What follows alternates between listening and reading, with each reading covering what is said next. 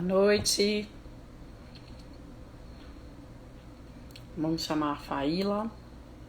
Tá chegando aí para começar o nosso mix de ideias com café.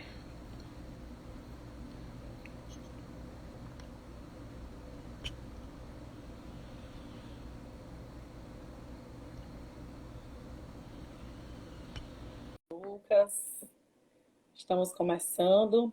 Em 2 minutinhos, deixa só a Faíla entrando aí para a gente começar.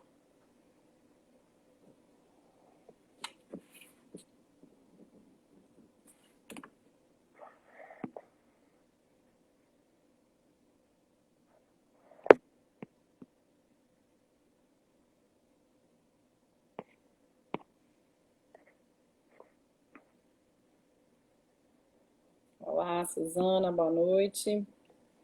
Estamos esperando só a Faíla entrar para a gente começar, tá?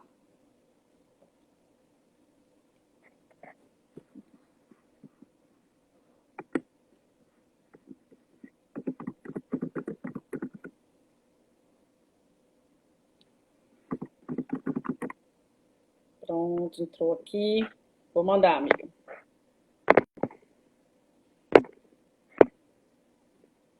Olha aí, você recebeu.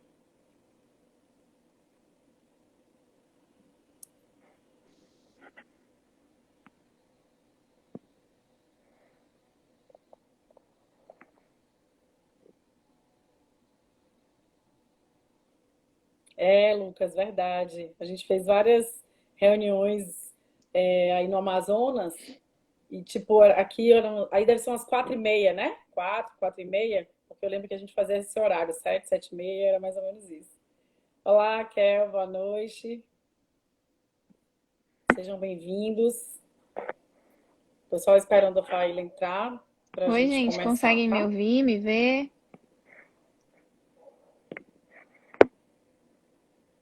Olá, Lia, olá, Nice, boa noite, sejam bem-vindas.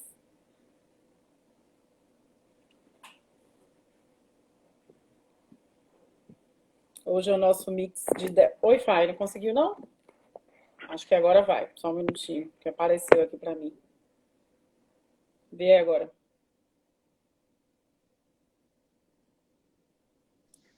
Agora. Oi, agora? Olá, olá, gente. Boa noite. Olá, Faíla. Tudo bem? Oi, tudo bom? Que saudade de você. Tô olhando pra você, lembrando de tanta coisa. Nossa, nem falha, amiga. Passa um flash, assim, ó. Várias coisas, né? Tá ouvindo bem? Olá, Leno. Ó as Tô fotos, ouvindo hein? super Ó, bem.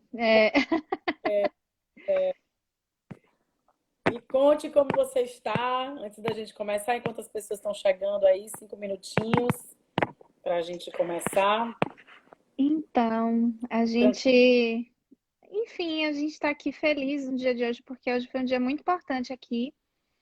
Aqui o presidente colocou já para toda a população que as máscaras elas não vão ser mais necessárias em alguns ambientes internos.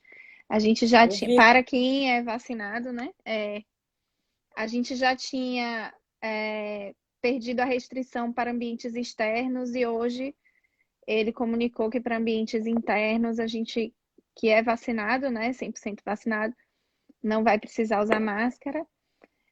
Para mim, isso é um ato simbólico. Acho que a gente ainda vai continuar usando máscara por conta de tudo, né? Mas representa muito. Eu vi muitas críticas e tal, Uhum. e tal, mas é porque é um ato simbólico mesmo. Acho que o governo está fazendo meio que dizer assim, gente, é possível avançar, né? A gente já avançou com a vacina, a gente já avançou em tantas coisas, e esse dia vai chegar. Então, Com assim, certeza. eu estou muito feliz. Ah, É emocionante, parece que a gente está, na verdade, renascendo, assim, de algumas, né? Diante dessa exato, questão da economia. exatamente. E assim, pra gente é como se fosse assim, vamos recomeçar, né? Vai começar tudo de novo, a gente já tá conseguindo enxergar uma luz no fim do túnel aqui, como a gente fala, né? Que bom, graças a Deus, amiga. Gente, boa noite a todos e a todas.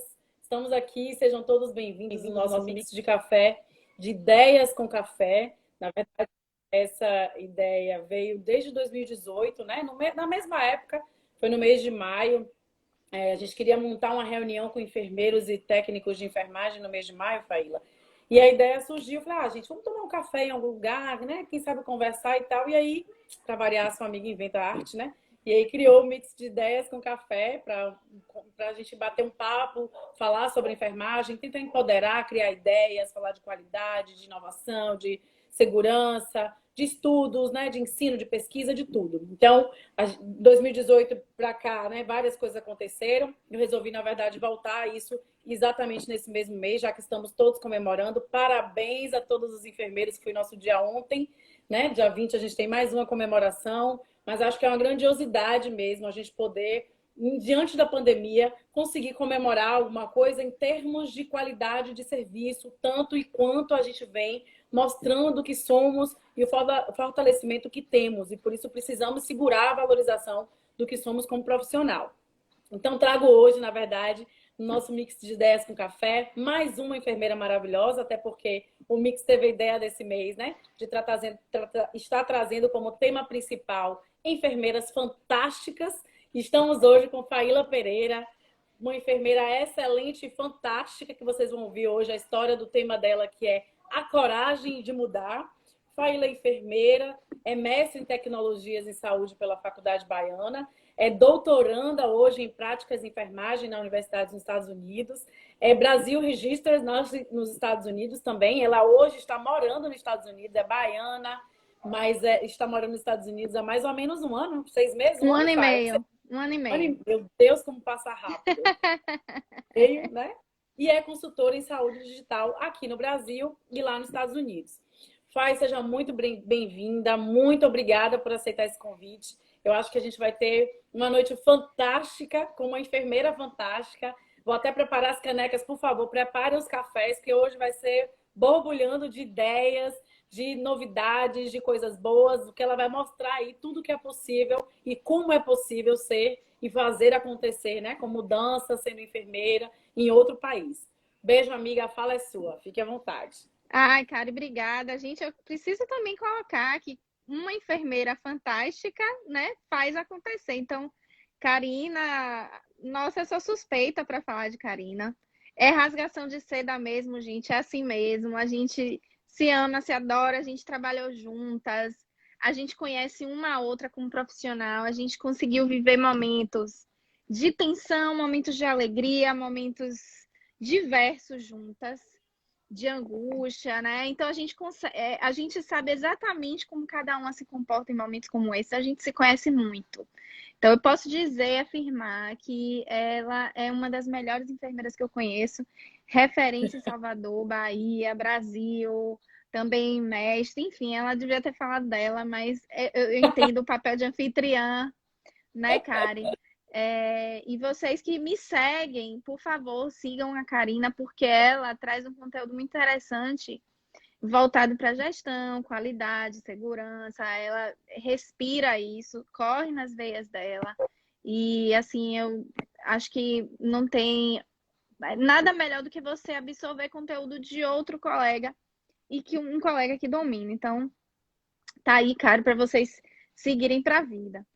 Bom, falando sobre mim, eu realmente estou morando nos Estados Unidos há um ano e meio. Para mim foi um desafio. Por que que eu falo a coragem de mudar? Porque ontem, por exemplo, eu estava palestrando para um grupo de alunos de enfermagem de uma faculdade em Minas Gerais. E foi interessante porque depois a professora falou assim para mim: Nossa, Faíla, a gente aqui está numa zona rural. E como é interessante você falar sobre a sua experiência e trazer para pessoas que nem imaginam as diversas possibilidades que existem. E, na verdade, a gente precisa mesmo ter coragem sempre para mudar. E mudar para melhor, né? A gente tem aquela coisa de, eu quero sair desse contexto, mas eu tenho medo.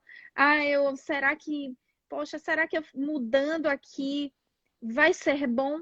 Ninguém sabe se vai ser bom, mas a gente tendo coragem, a gente consegue alimentar algo em nós que é a determinação, que é a força, que é a garra. E isso traz benefícios para toda e qualquer mudança. Quando você coloca energia positiva em cima daquilo que você faz, né? Aquilo se transforma, mesmo sendo algo que você, poxa, você observa que tem muito risco envolvido, mas se você faz aquilo de uma forma positiva, se você faz com vontade, com determinação, acontece e acontece de uma forma transformadora para melhor. Então, assim, na minha vida, eu tive sempre coragem para mudar, e eu posso dizer isso sem modéstia nenhuma, porque eu tive mesmo. Tive coragem de enfrentar a minha família para fazer enfermagem. A minha família não queria que eu fizesse enfermagem.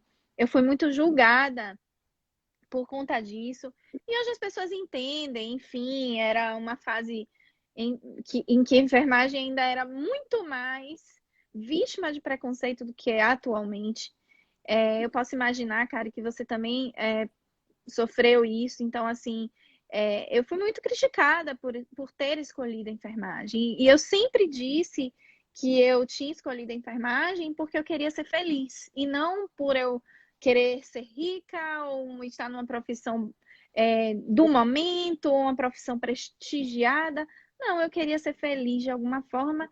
E isso, para mim, foi um divisor. A enfermagem me levou a caminhos extraordinários e sempre me leva, porque eu enxergo isso de uma forma muito positiva.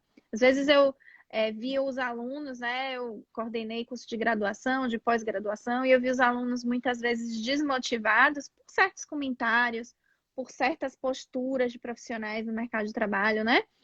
E eu sempre dizia, gente, quem faz é você. Se você é um profissional que domina, que tem conhecimento, que mostra competência, que tem uma postura adequada, se você é um profissional que se posiciona no mercado, você vai encontrar reconhecimento, você vai encontrar, enfim, as consequências daquilo que você entrega. A É, vida, gente, é resultado daquilo que a gente dá, né? E às vezes eu não entendia muito isso quando eu era mais jovem. E hoje eu tenho plena certeza de que tudo que a gente entrega, aquele ditado é bem piegas, mas é verdade. A gente dá e a gente recebe o que a gente dá. Então, eu aqui nos Estados Unidos não é diferente. Então, não sei se você quer que eu conte a minha história, Kari, de uma forma resumida, né? Olha aí, tem muita gente boa chegando. é, Conceição, uma enfermeira exemplo de vida para mim também, minha irmã, com essa saudade, meu amor. E a gente encontra pessoas na vida da gente, né, na nossa trajetória, que a gente leva no coração mesmo. Eu te amo também, Consa. Bate uma saudade, a gente que tá longe. Então, assim, bom, eu comecei minha eita, trajetória. eu comecei a enxugar de lágrima, hein? Vamos embora aí. Eu comecei a minha vida e a minha primeira escolha como profissão não foi enfermagem, foi análise de sistemas. E eu passei no vestibular logo de primeira assim, a minha família, não, epa, você não vai não, você vai fazer medicina. Eu conto isso toda hora. Mas é porque as pessoas precisam entender, e a gente que tem filho, né, cara, a gente tenta imprimir as nossas vontades em cima daquela vidinha ali, mas não é assim, né? E eu disse, não, eu quero, não, e tal, como eu percebi que eu não ia conseguir enfrentar daquela forma, eu procurei uma profissão que tinha mais veia de gestão, que tinha já algum trabalho na área de tecnologia. Eu vi que a enfermagem já tinha alguma coisa no Brasil. A gente tem algumas enfermeiras muito pioneiras em enfermagem, informática e enfermagem, saúde digital. E eu busquei a enfermagem e me encontrei, porque assim, a enfermagem ela nos dá possibilidades mil. É uma profissão multifacetada, você faz assistência, você faz gestão, você faz ensino, pesquisa, consultorias mil, logo você consegue se apropriar dos processos, porque a enfermagem ela permeia por praticamente todos os processos, né, de um hospital ou de, enfim, de um ambiente, um estabelecimento de saúde, e você logo domina, e se você tem já uma certa habilidade para aquilo, você consegue se posicionar como consultor facilmente, e aí você já começa, né, a trabalhar no mercado de uma forma diferenciada. Então, isso aconteceu comigo. eu comecei a minha carreira de enfermagem muito assim voltada para a área assistencial e gestão ao mesmo tempo. Então, eu saía de casa e voltava 3 dias depois, porque não sei se o Kari lembra disso, mas eu saía, Eu ia para depois dava plantão à noite, voltava para o mesmo de novo de manhã e era aquela correria e vamos, vamos. Mas isso para mim serviu muito como uma lição de vida. Eu comecei a gestão muito cedo, acho que tem seus prós e seus contras de você começar cedo. E aí, gente, um determinado momento, aí eu fiz o mestrado, resolvi fazer o mestrado e eu sempre dizia assim para meu pai, olha, você vai me chamar de doutora, não se preocupe, você queria que eu fosse médica, mas você vai me chamar de doutora, porque eu tinha isso na minha cabeça. Quando eu coloco algo assim, né, eu vou em cima. Então, tanto conheço sim que eu bem. estou fazendo aqui o doutorado.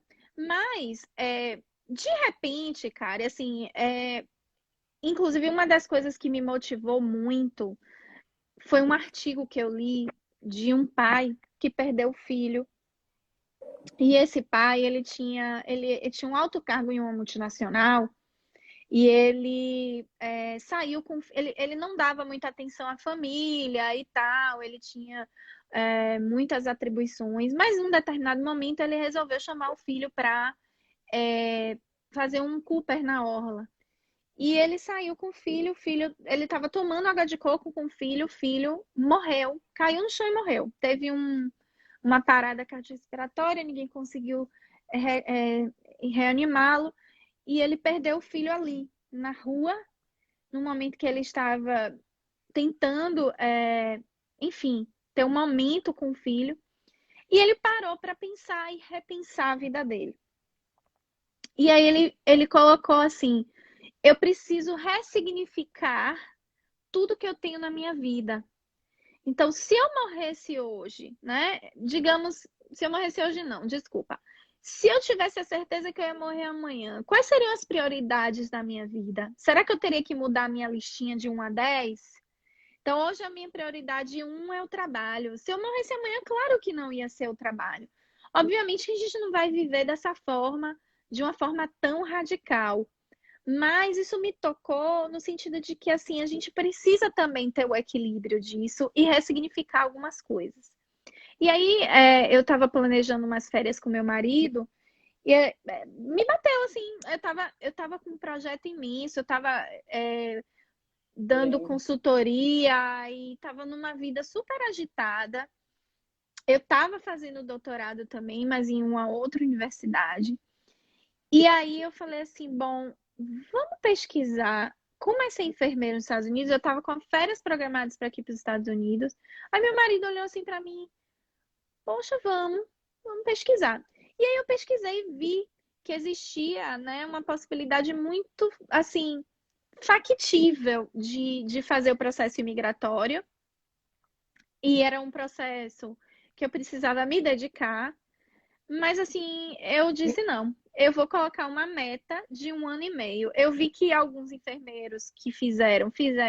Tem um que eu conheço que fez em 4 anos, o outro fez em 3. Eu falei, eu quero minha meta em 1 ano e meio.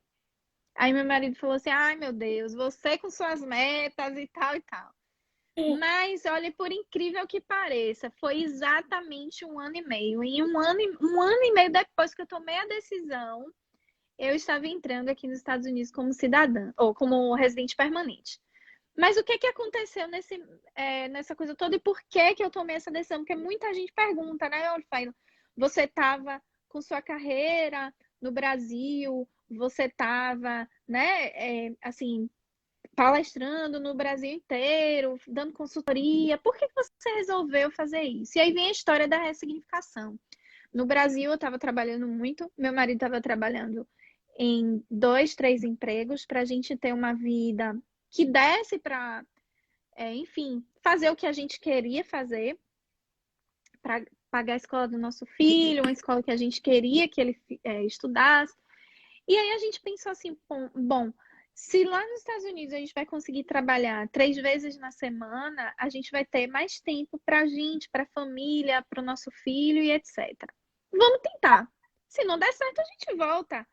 E assim, A Faíla nunca te bateu uma coisa assim, ai meu Deus, eu vou largar tudo, porque as pessoas chegavam pra mim e falavam, você é louca, você vai largar tudo, você vai largar o auge da sua carreira pra você ir pra outro país. Eu falei, gente, eu não tenho isso, assim, eu tô tendo coragem de mudar. E eu escutei também de algumas pessoas assim, nossa, você é muito corajosa, né?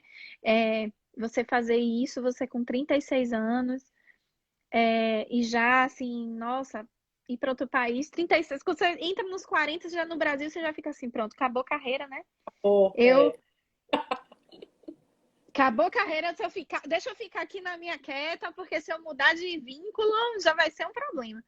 E aqui não, aqui a gente tem uma outra, eu vou falar sobre isso depois. Então, eu decidi, junto com meu marido, a gente decidiu, eu fiz o processo. E me bateu sim, às vezes me batia, de dizer assim, caramba, eu vou começar do zero lá. Teve uma vez que eu falei assim para meu marido, não vou mais não. Rapaz, foi assim uma coisa, ele não acreditou quando ele olhou para mim, não, não é você. Não é você, eu não vou nem conversar com você agora, porque não é você, você tá nervosa e tal e tal. TPM. Mas Não é assim, mas assim, foi uma vez e bateu a saudade uma vez no trabalho. Eu tava no trabalho, chorei muito, assim, porque a gente começa a ver, não, vai acontecer, né? Vai acontecer. E aí bate a saudade, bate a questão de você olhar para trás e ver o que você construiu, de repente o medo de você ir para um outro lugar e recomeçar.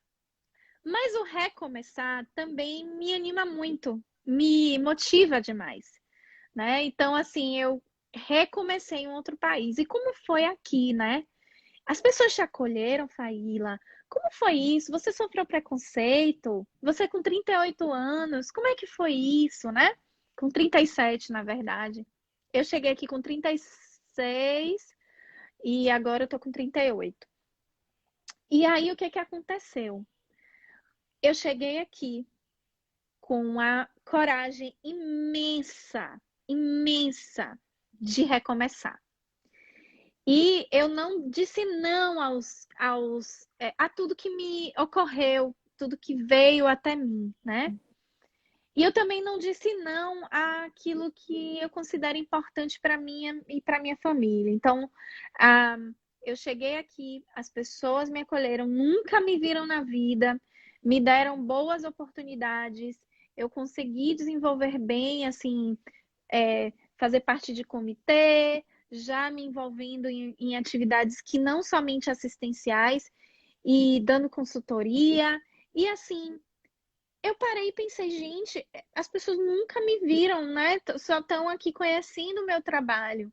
Então, se eu ficasse tímida ou não tivesse a ousadia, mesmo que eu estou vendo aqui Nessa Ribeiro, né, falando, admirável sua coragem, como não dizer ousadia. Ousadia mesmo. Ah, eu poderia quebrar a cara? Sim, poderia. Mas se eu quebrasse, como eu já quebrei algumas vezes na vida, eu ia voltar, repensar e recomeçar. Ah, nada Faíla, você não. para a gente recompor de novo, exatamente. Faíla, você nunca errou? Errei. Tomei decisões profissionais que não foram tão importantes, mas eu tirei daquilo um aprendizado, eu revi minhas posturas ou até mesmo minhas decisões e fui galgando, porque às vezes a gente fica no mesmo lugar porque a gente não tem coragem de avançar, ou de mudar, ou de arriscar. E como é que a gente vai saber se a gente não fizer, né? Então, assim, para mim está sendo uma experiência extremamente positiva, extremamente enriquecedora como ser humano, porque assim, eu saí de um contexto em que eu já estava dizendo para as pessoas o que elas deveriam fazer. E eu cheguei aqui tendo que escutar de outras pessoas como eu deveria fazer. Então, isso você tem que se desprender muito, né? Não que eu não fizesse assistência, eu fazia, continuava fazendo, mas eu também, ao mesmo tempo, estava em contextos em que eu tinha que dizer às pessoas. Então, eu trago muito isso porque a gente precisa ter aquela coisa assim, não, eu decidi, eu escolhi, vamos lá. respira. Ah, Faíla, é assim? É muito fácil? Não, não é fácil. O ano passado foi um ano muito difícil para mim. A pandemia, ela me trouxe muitas coisas assim, um temperamento mais nostálgico, mais preocupado com a minha família no Brasil e amigos, né? Não foi fácil. Você se mudou, né, nesse processo de mudança, foi um pouco antes da pandemia, não é isso? Acho que foi em fevereiro, Exatamente, a gente não eu lembro. tinha. É, na verdade, eu vim em dezembro de Foi da 2019, eu não tinha. dezembro, férias, né? Que nem tinha noção ainda do que estava acontecendo. E aí, É, depois já pegou a pandemia aí. Ou seja, como foi para você esse momento, assim? Porque quando a gente fala, você traz a temática de coragem de mudar, mas coragem de mudar dentro de um processo normal, que a gente sabe que tudo isso pode acontecer, né? A saudade, a falta, essa interrogação da transição, de deixar o que você tinha de certo para o incerto, que às vezes não é exatamente dessa forma, mas pior ainda, ou não sei, às vezes até melhor ainda, né? Num processo difícil que foi o que a gente não passou ainda, a gente continua passando por ele, mas num outro país, né? Que vivia, inclusive, um pouco mais potencializada a situação na época que você foi, né, da pandemia, muito mais do que no Brasil na época. Eu lembro que a gente conversava, né, muitas vezes por áudio e tal. E você falava, não, aqui tá um horror. E eu falava, meu Deus, Faíra, quando você tá aí, enfim. Como é que foi esse processo de mudança? Você tem um filho pequeno, né, com seu marido, também enfermeiro, né, Leno? E aí, como é que foi isso para você aí, nesse momento? então, para mim foi assim, sabe quando você tá com o coração dividido, o coração aqui e o coração lá no Brasil, né? O coração aqui e o coração aí no Brasil. A gente veio para cá e olha, tudo foi como Deus quis, porque a gente veio e logo depois a pandemia estourou. Então, assim, a gente veio numa condição de não, tá tranquilo ainda, né? Não existia nenhum tipo de restrição. Eu comecei a trabalhar, inclusive, no hospital sem nenhum tipo de restrição, normal, sem máscara, sem nada, não tinha nada disso. Eu estava trabalhando normalmente, quando de repente a gente mudou completamente o contexto. E, assim, para mim, eu só olhava para meu filho e pensava assim: meu Deus, eu preciso protegê-lo, né? Eu preciso, enfim, porque eu trabalhando, comecei a trabalhar logo com Covid e eu tinha muito medo de levar para casa. O meu marido, graças a Deus, não trabalha na unidade Covid, não trabalhou hora nenhuma, mas eu trabalhei, enfim, fui contaminada e quem me segue acompanhou tudo. Mas, assim, para mim, principalmente no momento em que eu percebi que a coisa estava muito pior aqui, foi assim, eu tive que trabalhar minha mente. A minha mãe estava com tudo certo para vir para cá, ela não veio, né? Eu passei momentos de muita tristeza no meu aniversário no ano de 2020. Nossa, foi um dia extremamente triste. Mas a gente passa por isso, cara, e quando a gente muda de país, mesmo que não em uma pandemia, né? A gente sente muita falta dos amigos, das famílias que você vivia ao redor. Você precisa ressignificar mesmo, você precisa colocar assim, bom, eu preciso ter uma balança, e o que eu sempre falo, né? Na minha balança, hoje compensa demais morar aqui e viver aqui. Talvez um momento futuro não compense, mas hoje, se eu coloco as minhas questões todas numa balança, isso para mim funciona. E foi o que eu sempre tentei fazer de trazer, não, peraí, eu não estou perto da minha família, mas eu trabalho num hospital de ponta que eu jamais trabalharia no Brasil, estou aprendendo demais. Ó, eu não tenho minha mãe aqui, mas meu filho está numa das melhores escolas da região e que, assim, ele nunca teria esse tipo de educação no Brasil. Meu filho está feliz, está Trabalhos bem, né? compensatórios na tentativa, né, de melhorar pelo menos. Exato. Exato. Ah, eu tô aqui, mas eu não tenho medo de sair na rua, né? Ah, eu tô aqui. Então, assim, as coisas eu fui ressignificando e graças a Deus a gente tem, assim, hoje uma plena certeza, até porque todo início é difícil, né? Toda mudança é difícil, mas hoje eu tenho plena certeza que foi a melhor escolha que eu fiz. É, eu tenho aprendido demais, eu tenho vivido experiências assim muito interessantes. Coisas eu posso compartilhar, coisas eu não posso, porque às vezes envolve privacidade, envolve, né? O que eu posso, eu compartilho. E você que trabalha com qualidade, cara, você sabe bem disso, assim, eu não posso estar compartilhando tudo, eu não posso mostrar tudo. Eu não posso chegar no hospital, a vontade que eu tinha, sinceramente, era de entrar no hospital com minha câmera ligada e, gente, olha isso aqui, veja isso aqui, Gente, olha olha aqui como é isso. um mundo de imagem aqui Gente, dentro. olha isso, olha esse prontuário, olha esse negócio, olha esse equipamento.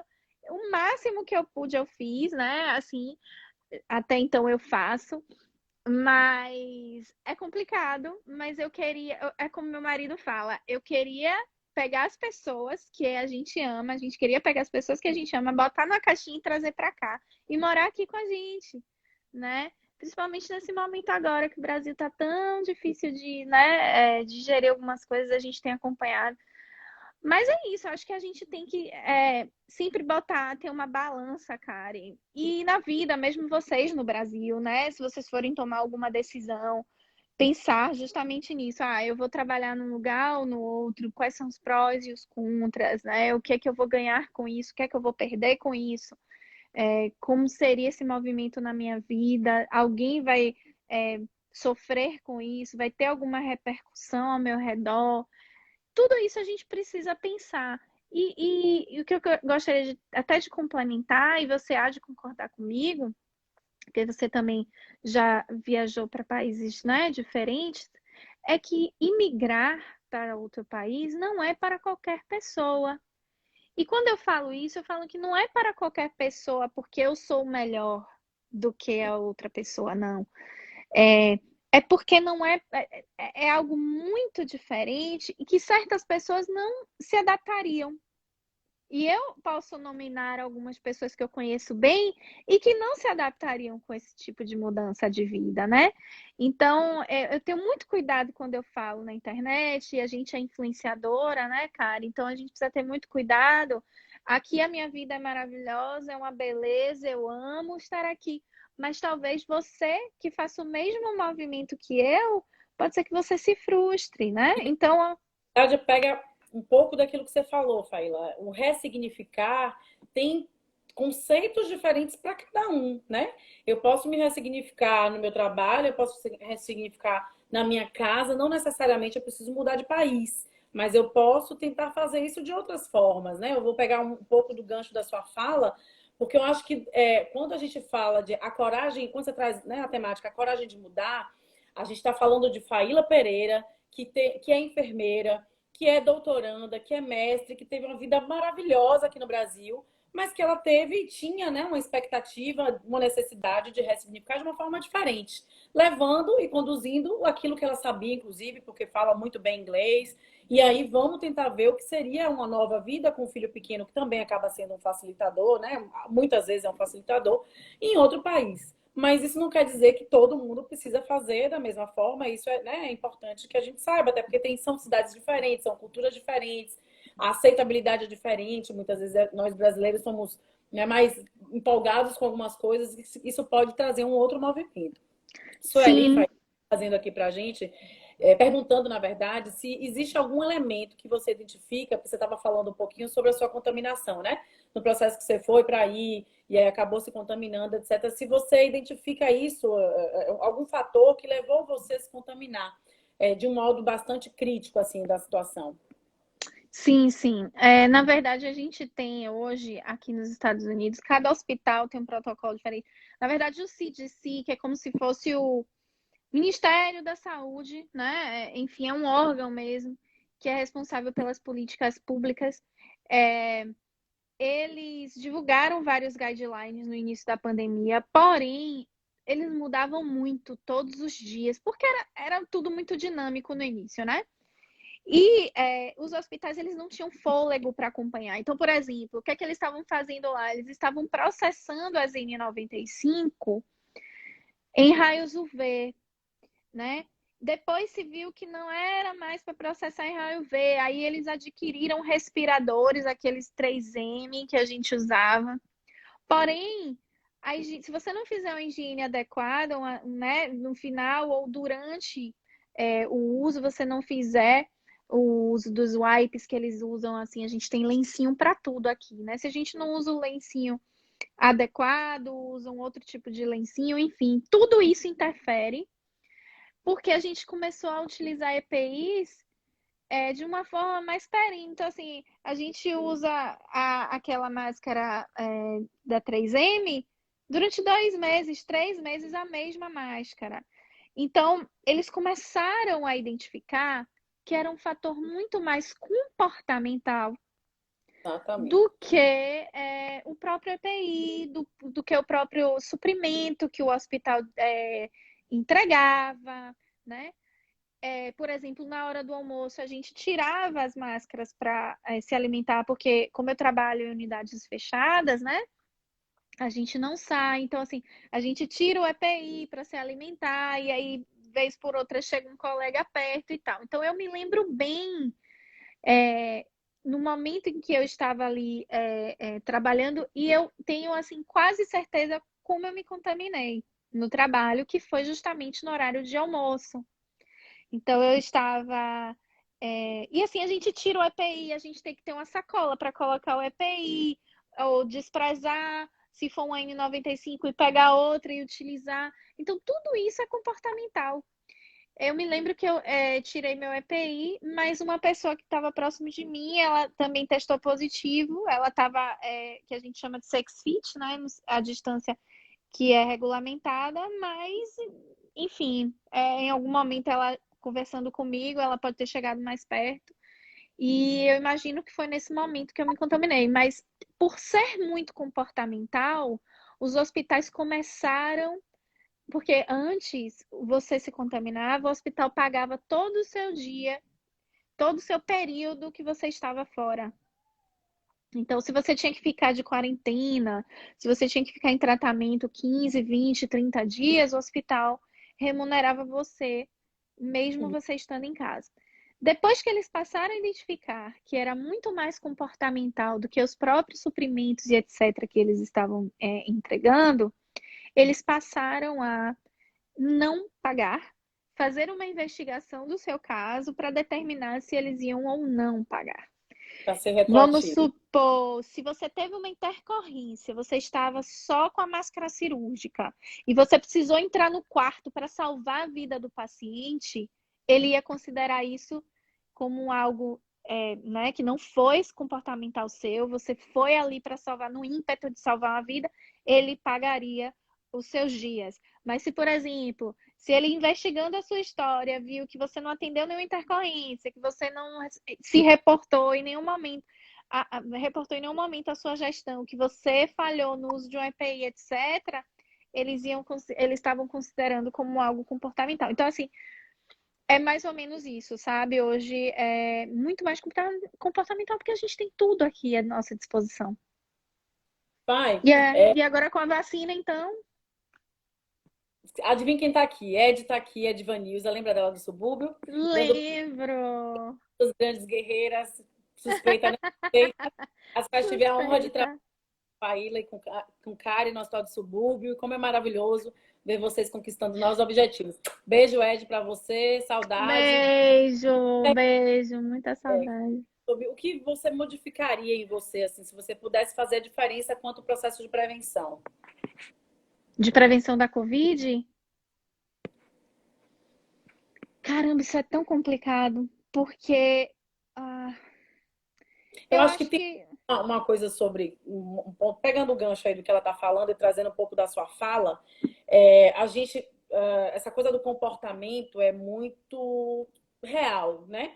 E a gente vê, na verdade, que hoje precisamos reaprender o que aprendemos a 1800 bolinha, né?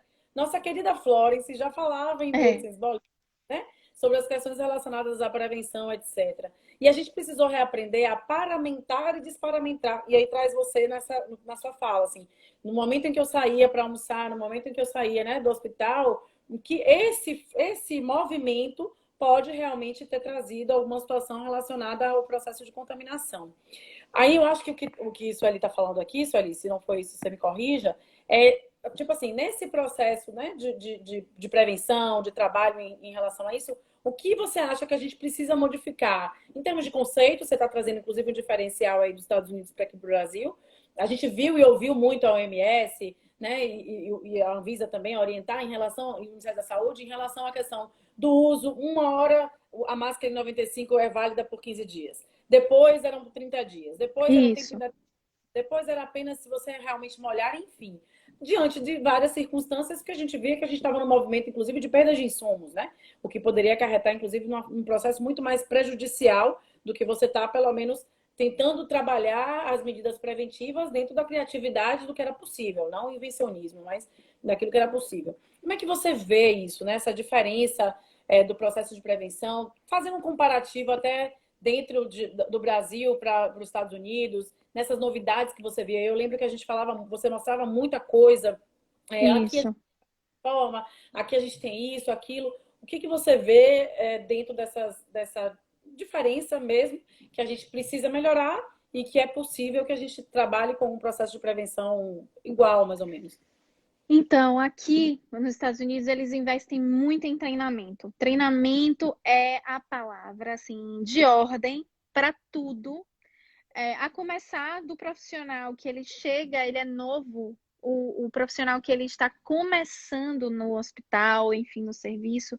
Isso é de praxe aqui nos Estados Unidos, em todas as regiões do país. Você chegar como profissional novo, você fica como sombra, mesmo que você tenha experiência de 20, 30 anos em um outro hospital, se você é novo naquele, você fica como sombra no mínimo um mês, Pois é, tá? né? Então, isso é Aqui, algo extremamente importante. Principalmente nesse momento de pandemia, porque você reaprende, né? Às vezes você tem uma prática equivocada em um outro hospital, mas aí você tem um outro hospital que é mais rigoroso, né? Na vigilância e tal. Então, isso é importante, treinamento. Segunda coisa é com relação às políticas. Então, os hospitais, aqui a gente tem uma questão de legislação muito forte. Se o enfermeiro ele não segue a política do hospital, ele está infringindo de uma forma muito grave a sua prática e ele sofre consequências por conta disso. Então, aqui eles escrevem tudo, tudo. Às vezes eu vejo que no Brasil a gente tem uma falha grande de deixar as coisas up to date, né? Deixar as coisas atualizadas. Demora muito para se chegar um material, um documento, alguma coisa, um passo a passo que seja um POP, né? Atualizado nas mãos de quem está ali na frente. Isso é muito online aqui, isso é muito up to date. Se o CDC de madrugada soltou um negócio, no outro dia de manhã, tá no e-mail de todo mundo, tá na caixa de. Quando você abre o prontuário, tá ali aparecendo, gente, olha, mudou tal coisa. Então a comunicação ela é muito efetiva nesse sentido. Eu acho que no Brasil a gente precisa melhorar o treinamento, considerar o treinamento como algo chamado prática mundial. investimento, não é custo. Os gestores entendem treinamento, processo de você estar ali no introdutório, deixar o enfermeiro um mês como sombra. Não, isso é desperdício, que Custo! loucura, isso é custo, né? Kátia, Aqui, Kátia tá falando, treinamento é investimento. a Kátia tá falando aqui que ela que trabalhou no Sírio, que no Sírio também é assim, né? Você fica.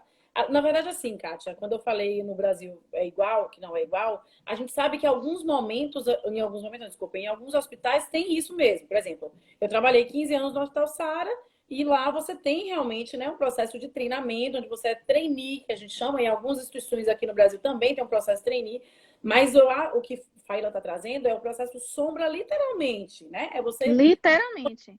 de perto aquele profissional sem nenhum tipo de ação. E isso eu vi acontecer no Sara, eu passei, na verdade, né, eu iniciei bem na minha formação lá, e a gente ficava 6 meses inicial, assim, nos primeiro, segundo mês, sombra só, nada, você nem pegava nas coisas, é sempre do lado de uma outra pessoa, e aí as coisas iam evoluindo. Mas não é uma característica do Brasil, né? Não, E isso não é. dando a nossa assistência, isso acaba fragilizando a nossa o nosso conhecimento, né, dessas situações e trabalhar, e aí, o que você falou, né, a história do treinamento ela tem que ser primordial, tem que ser o primeiro processo para que É. as coisas aconteçam, né? Mesmo, inclusive, aqueles que já têm as experiências, para que a gente possa trabalhar, né, e construir, reconstruir muitas vezes modelos de excelência de assistência, que é o que a gente fala muito hoje, inclusive nos processos de Gente, acreditação. eu não consigo entender como no Brasil isso é tão real. Olha só, aqui você não consegue trabalhar no hospital se você não tiver um curso de BLS da American Heart Association. Como é que no Brasil, gente? Olha, eu vou falar isso assim de coração. Não é algo que eu tô aqui colocando como eu não tô cuspindo no prato que eu comi, não. Não é isso. Mas quando a gente passa a viver Então, na uma outra realidade, a gente fica assim, meu verdade, Deus do céu, tá, né, para refazer mesmo. como Somos é que todos a gente não brasileiros. exige um É, BLS? Como é que a gente não exige um BLS para um profissional atuar dentro de um hospital?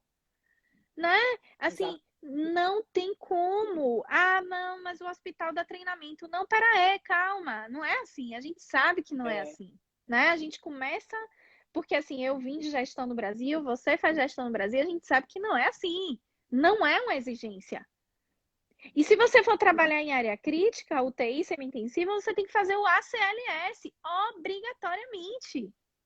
Você não trabalha em cuidados críticos sem ter um ACLS pela American Heart. E o hospital sim, que eu sim. trabalho, além do que a gente agora tem, a American Heart agora criou um tipo uma metodologia diferente, que você a cada 2 meses você tem que se atualizar, que eu chama RQI, você se atualiza dentro do hospital, tem várias estações, você chega lá a qualquer momento e você treina num boneco as compressões torácicas, porque eles perceberam que, enfim, já está mais do que comprovado que compressões de boa qualidade interferem diretamente na taxa de mortalidade. E isso, gente, peraí, como é que a gente está no Brasil? Aí eu pergunto, eu fiz várias entrevistas já e as pessoas não sabiam, os enfermeiros não sabiam o que era um BLS, não Verdade. sabiam o que era a sigla BLS. E Bom, muitas vezes o BLS nem para o enfermeiro da base de unidade de emergência sabe conduzir, né? Hoje em dia, exato. falou assim, por exemplo, eu trabalho no hospital universitário, quanto unidade e hospital universitário dentro de uma rede, é obrigatório que todos os enfermeiros técnicos, profissionais da área de saúde, da assistência, façam BLS. Não é uma obrigatoriedade 100%, mas a gente tenta direcionar como, né? Vou dizer para você assim, 95% até a ponta da pandemia. Hoje a gente não conseguiu Mas, Karen, conduzir. desculpa te interromper. O profissional não é contratado, entenda. Não, Não não. é contratado aqui. Não, você não entra no É isso. hospital. Eu ia pegar esse gancho seu mesmo, assim. Na verdade, aqui a gente fala, não é o processo prévio, né? Você já foi contratado e trabalha para assistência com obrigatoriedade, mas que pode interferir na sua situação de capacitação interna, né? Eu acho que isso é muito importante, é o que a gente viu, inclusive, né, Fá, nas nossas experiências aqui, inclusive juntas, muitos profissionais não tinham experiência básica do atendimento nas unidades de emergência. E isso traz uma frustração, né? Diante de qualquer situação, porque imagine que você está ali na frente, no front de um atendimento emergencial e situações básicas você não sabe o que falar. Roberto está aqui dizendo que a capacitação muitas vezes é por conta do profissional que ganha muito pouco e realmente é uma triste realidade hoje, né? E ele sente muita falta disso e que a capacitação deveria ser contínua. Sou ali para, né, sempre uma enfermeira que estava aí, fez a abertura do Mix. Treinar, treinar, treinar realmente é a solução, e sei que ela, né, trabalha muito em relação a isso. Grace está falando que por isso a importância do profissional ter essa conscientização, e é verdade, né? E Laís está trazendo que tem que ser requisito básico, exatamente, que é o que a gente está falando, né? Ontem, por exemplo, quase existiu um infarto na assistência e um paciente foi a PCR, ou seja, PCR, as pessoas sabem, né, como conduzir. Olha o que você está dizendo aí.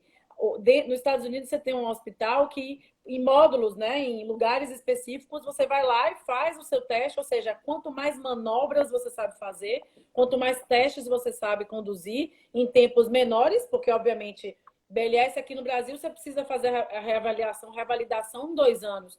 Mas esse período, o que já passou e qual foi o tipo de condução Isso, que você teve, né, para saber se isso. realmente conduzir isso. Isso é muito importante, realmente. Sim, sim. E aqui a gente tem essa questão do treinamento, da capacitação. Quanto mais você é treinado, mais você se sente seguro. Eles acreditam muito nisso, né? Enfim, é a metodologia deles, é o que eles fazem hoje. É justamente treinar, treinar e treinar. Existe uma questão também muito forte que envolve aqui os profissionais, que são as certificações. Então, assim, digamos que você tenha, né? Você atua numa unidade de terapia intensiva. Aí você. No Brasil, a gente tem as especializações, né? Aqui você tem as certificações que você estuda e faz uma prova. O board, o conselho, ele testa os seus conhecimentos para lhe conceder a especialidade. Perceba. Porque assim, ok, no Brasil a gente tem as pós-graduações, mas quem garante que a sua pós-graduação foi de qualidade e que você saiu dali? A gente sabe que também a avaliação, prova, não é 100% garantido para você aferir, né, o conhecimento de um ser humano, mas assim, qual é a estratégia, né, para que eles possam garantir e ver assim, não, aquele profissional é qualificado, ele tem conhecimento suficiente para, enfim, exercer a especialidade a que ele se propõe. E aí, aqui a gente tem, você se habilita, você faz cursos específicos para fazer essas provas, você passando nessa prova e cumprindo requisitos, e aí é que entra, não é somente a prova. Vamos supor, você vai fazer você quer ser ICU Certified, você quer ser certificada em UTI. Você tem que ter mínimo de 2 anos em prática de UTI, mínimo de X horas de treinamento em UTI, não sei o que lá, mínimo de não sei o que. Então, ele junta e fazer a prova. Então, assim, ele junta a questão de você ser aprovado, mais a sua experiência agregada. E eu acho isso fantástico, porque quando você passa numa prova dessa, que você adquire sua certificação, você tem aquela plena certeza de dizer assim, não, eu tenho experiência naquela área e eu passei no exame do conselho para isso, eu sou certificado nisso. Então, assim, eu acho que a forma de você titular também os profissionais aqui nos Estados Unidos, ela é mais justa no sentido de você dizer assim, não, atestar realmente aquela pessoa é boa naquilo, sabe? E, e exigem também as renovações dessas certificações. Então, são algumas diferenças que a gente começa a ver quando a gente passa a exercer a profissão em um outro país e que a gente para e pensa assim, poxa, por que é uma profissão tão mais reconhecida? Por que é uma profissão tão mais respeitada? Não é por nada. Quando eu bato na tecla falando a questão que a gente precisa no Brasil mostrar domínio, mostrar conhecimento. Diga aí, Kari, a gente já foi desrespeitada na nossa profissão? Não é porque a gente é melhor, não, mas é porque a gente sempre procurou, e eu conheço Karina, conheço tantas outras enfermeiras e enfermeiros que estão aqui, inclusive, nos assistindo, e hão de concordar comigo. A gente mostra que a gente sabe de alguma Tá? forma. Entendeu? A gente não sai assim esnobando, não, eu sei isso. Não, a gente mostra no dia a dia, nas nossas ações, nas nossas condutas. Não é só de falar que a gente sabe. Pelo contrário. Então, assim, eu acho que o que falta muito, e muitas vezes, no Brasil principalmente, aqui também tem, a gente também tem esse problema aqui, mas no Brasil é que a gente pede demais e a gente faz pouco, sabe? A gente quer ter salário bom, a gente quer ter uma condição melhor, a gente quer ter uma carga horária menor, mas a gente está estudando, a gente está se especializando, a gente está dominando o que a gente sabe. Você faz a emergência, você atua na emergência, você tem um BLS, não tive dinheiro, ok, mas você pelo menos buscou algum curso mais barato? Porque tem cursos enfim, não é o da American Heart, mas tem cursos. Né? Você já fez um curso de suporte básico? Né? O que você faz hoje? Você estuda, a internet está aí, com materiais aí, ó, à vontade. Né? Você domina algum assunto, você sabe discutir aquele determinado. Né? Então, assim, eu acho que o que falta muito é isso. E que aqui a gente é cobrado. Entendeu? Eu A acho que gente é cobrado. traz muito aquilo que a gente fala, busca, aliás, poucas pessoas, na verdade, buscam realmente o conhecimento, buscam realmente aquilo que te faz empoderada, né? Que é o que a gente tem falado muito aqui durante o Mix. Mas eu quero, né? Eu quero e eu quero. Mas eu quero sem o quê de base. E eu acho que esse é o ponto importante. Quando você traz sobre o BLS, eu lembro que a gente, em várias palestras e tal que eu participei, algumas pessoas falavam assim, mas para aí, como que eu vou fazer BLS? Inclusive o Roberto colocou aí, né? Como é que a gente vai fazer BLS? Porque às vezes é um custo que é diferenciado, que é pago pelo profissional, a empresa Não não custeia, né? não custeia para o profissional e tal. Tá, eu concordo que muitas vezes isso deve ser, inclusive, estímulo para você internamente, né, da empresa, mas digo que a gente tem vários meios aqui no Brasil que isso é possível, né? Eu fiz mestrado na UFRN, por exemplo, onde o portal da AvaSUS, hoje, não fazendo propaganda, mas já trazendo ela, inclusive, quanto um meio divulgador que a gente pode usar, fazendo vários cursos aí, tem um PLS gratuito, né? E que, pegando o gancho só do que você está falando, não só disso, mas tem lá a qualidade de segurança do paciente, todos os testes e todos os processos que foram feitos de Covid, assim como o NASUS, assim como o governo federal, na verdade, independente das questões políticas, trouxe a possibilidade, quanto o Ministério da Saúde, de conceitos básicos, pela necessidade. Quer dizer que isso é uma capacitação para o processo atual ou para o dia a dia? Não, não quer dizer que é extremamente essencial, mas você pode buscar. Eu acho que esse é o ponto importante, assim. Será que eu conduzi, né, me conduzi até um processo de busca inicial, e aí eu vou dar um up aqui, uma parada aqui rapidinho, para a gente voltar na nova discussão, é óbvio, né, que não vai ficar aqui. Como a gente já está, né, o Instagram tem esses problemas, estamos aqui hoje com Faíla Pereira no nosso Mix de Ideias com Café, mais uma enfermeira fantástica falando do seu processo de coragem de mudar para os Estados Unidos, que eu ainda vou fazer um processo de coragem de mudar em outra coisa, vocês nem sabem quanta mudança ela já passou. Ela contou tecnologia e tal, mas daqui a pouco a gente vai conversar um pouquinho. Então eu vou sair aqui, pessoal, estou esperando vocês daqui a pouco de novo. Peixoto, guarda aí qual a plataforma que eu já falo na próxima que a gente já entra, tá? Vou só finalizar aqui e Tá já trago bom. vocês de novo. Beijo. Beijo.